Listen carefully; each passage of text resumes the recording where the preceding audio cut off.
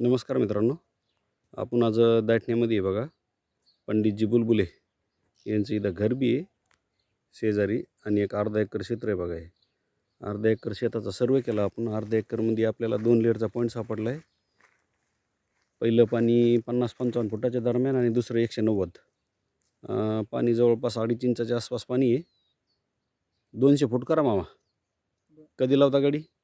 आज उद्याच लगेच आज बरं, जमलं तर. गाडी लागल्यानंतरचा व्हिडिओ द्या मला भैया. ठीक आहे.